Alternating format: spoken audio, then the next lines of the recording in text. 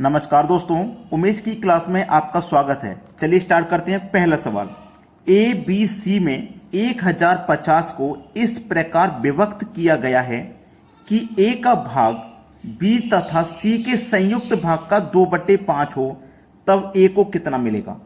आज जो मैं आपको करा रहा हूं प्रश्न, ये अनुपात का सवाल है।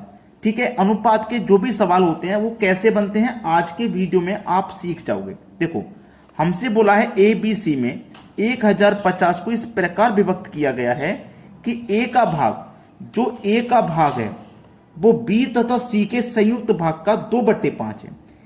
ए का जो भाग है वो बी प्लस सी के संयुक्त भाग का 2/5 है। तो 2 का मतलब है ए का मान 2 है और 5 का मतलब है बी और सी का मान 5 हो गया। ठीक है, टोटल योग है आपके पास 1050। तो अनुपात का भी योग कर दीजिए भाई। आपके पास जब योग है तो अनुपात का योग कर दो। 2 और 5 7। तो इस योग में अनुपात के योग से डिवाइड करिए। 7 एकम 7, 3 बचेगा 35, 7 पंजे 35, 1 0, 150 बार में कट गया। 150 बार में कट गया। आपसे पूछा ए को कितना मिलेगा। ए का अनुपात कितना है 2, तो 150 का गुना 2 से कर दो। ए को कितना मिलेगा पता लग जाएगा। ए को मिलेगा 300। बी ऑप्शन प्रश्न का बिल्कुल सही जवाब है। अब देखेंगे अगला सवाल। अगला सवाल है, किसी धन को ए बी सी में 3 5 7 के अनुपात में बांटा गया। यदि सी का भाग ए के भाग से 1600 रुपये अधिक हो तो बी का भाग कितना है। ए बी और सी, ये 3 व्यक्ति हैं आपके पास। ठीक है, अब हमसे बोला गया है इनका अनुपात 3 5 7, इधर लिखेंगे 7। ठीक है, हमसे बोला गया है कि सी का भाग ए के भाग से 1600 रुपये अधिक है। सी का भाग ए के भाग से अनुपात में कितना अधिक है ये देख लो पहले। सी का जो भाग है 7 है, ए का भाग 3, तो 3 से 7 कितना अधिक है। अनुपात में 4 अधिक है भाई। अनुपात में 4 अधिक है, 3 में 4 जोड़ोगे तभी तो 7 हुआ। तो जो सी का भाग है ना, ए के भाग से 4 अधिक है। और रुपए में कितना अधिक है 1600 रुपये। तो 4 अनुपात की वैल्यू 1600 रुपये है, तो 1 अनुपात की वैल्यू 400 रुपये हो जाएगी। तो बी का भाग कितना है, बी का अनुपात कितना है 5। 1 अनुपात की वैल्यू 400, तो 5 अनुपात की वैल्यू कितनी, 400 को गुना 5 से कर दो, 2000 हो जाएगा आंसर। किस ऑप्शन में है 2000, सी ऑप्शन में। यह बिल्कुल सही जवाब है। अब देखेंगे अगला प्रश्न। अगला प्रश्न है, 750 रुपये को ए बी तथा सी में इस प्रकार बांटा गया है कि ए अनुपात बी बराबर 5:2 तथा बी अनुपात सी बराबर 7:13। इनमें से ए का भाग कितना है। देखो यहां पे ए अनुपात बी अनुपात सी।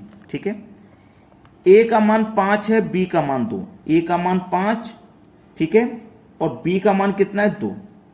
ठीक है, बी का मान एक और दिया गया है 7, तो बी के ही नीचे लिखेंगे। सी का मान 13, तो सी के नीचे लिखेंगे, लेकिन ये दूसरी लाइन चालू हो गई है तो यहां लिखेंगे। अब जो खाली जगह बची है ना, उसके बराबर वाली संख्या लिख दो 2। ये खाली जगह इसके बराबर में लिख दो 7। आप बोलेंगे सर बराबर में तो 5 भी था। तो ये लंबवत नहीं लिखते, ये लंबवत गलत तरीका होता है। क्षैतिज लिखते हैं, ये सही तरीका। इस तरीके से 7 पंजे 35, 7 दूने का 14, 13 दूने का 26। अब ये तीनों का सही अनुपात निकल के आ गया। हमारे पास योग दिया गया था 750 रुपये का योग।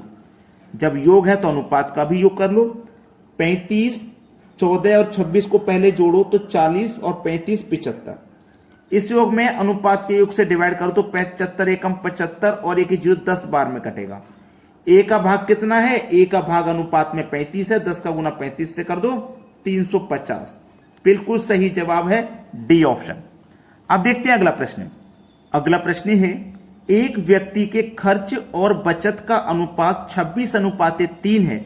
यदि उसकी मासिक आय 14,500 रुपये हो तो उसकी मासिक बचत कितनी है। देखो, जो हम कमाते हैं उसको कहते हैं आय।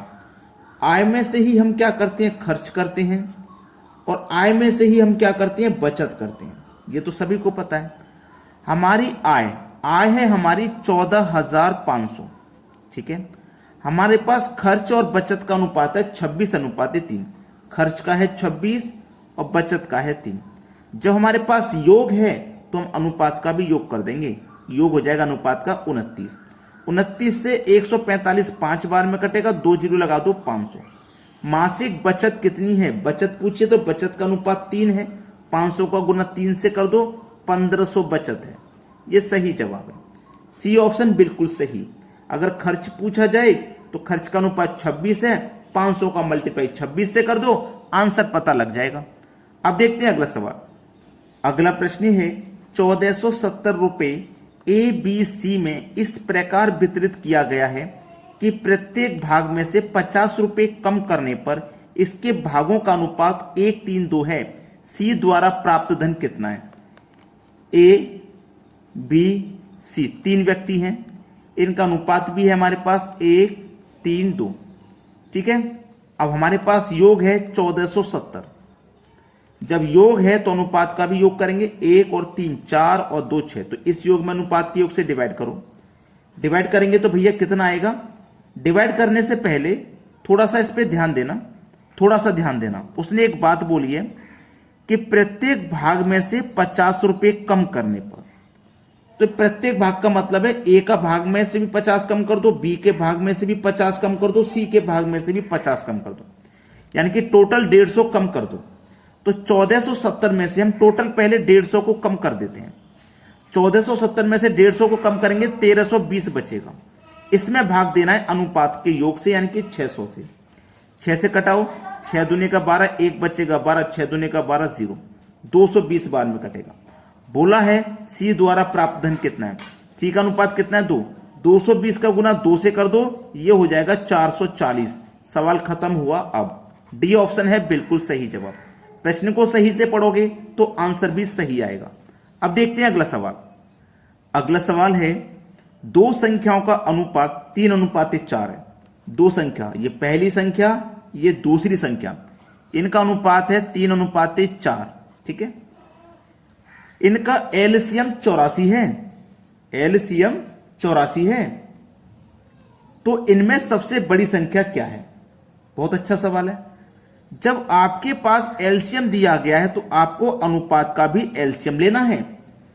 योग दिया जाता है तो अनुपात का योग कर लेते हैं, एलसीएम दिया जाएगा तो अनुपात का एलसीएम लेंगे। तो 3 और 4 का एलसीएम कितना हो जाएगा? 12। तो इस एलसीएम में अनुपात के एलसीएम से डिवाइड करो, 12 7 84। तो सबसे बड़ी संख्या कौन सी है? तो जो अनुपात में बड़ा होगा, बड़ी संख्या वही होगी। अनुपात में बड़ा है 4, तो इसका मतलब दूसरी संख्या बड़ी होगी। 7 चौको 28। सवाल खत्म हो गया, 28 बड़ी संख्या है। पहला ऑप्शन बिल्कुल सही है। अब देखते हैं अगला प्रश्न।